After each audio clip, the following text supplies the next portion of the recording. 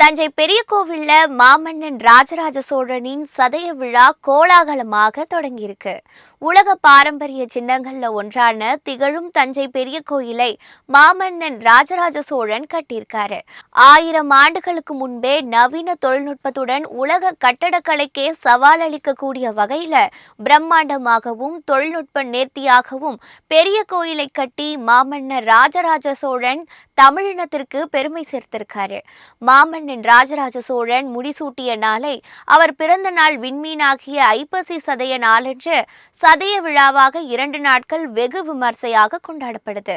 அதன்படி ராஜராஜ சோழனின் 1040வது சதய விழா பெரிய கோயிலில் அக்டோபர் 31ஆம் தேதி மங்கள இசை களிமேடு அப்பர் பேரவையின் திருமுறை அரங்கத்துடன் தொடங்கியிருக்கு.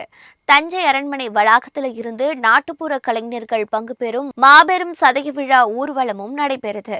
மேலும் கருத்தரங்கம், கலை நிகழ்ச்சிகள், கவியரங்கம், மாலையில் 1040 நாட்டிய கலைஞர்கள் பங்கேற்கும் மாபெரும் பரதநாட்டிய நிகழ்ச்சி, வில்லுப்பாட்டு, மாமன்னர் ராஜராஜ சோழன் வரலாற்று நாடகம் ஆகியவையும் நடைபெற இருக்கு.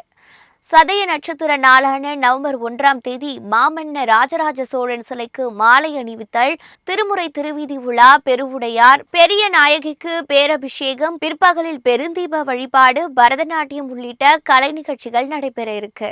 இந்த விழாவையொட்டி தஞ்சை நகரமே விழாக்கோலம் போல பூண்டிருக்கு. சதய விழாவையொட்டி தஞ்சாவூர் மாவட்டத்திற்கு நவம்பர் 1ஆம் தேதி உள்ளூர் விடுமுறையையும் அறிவிக்கப்பட்டிருக்கு.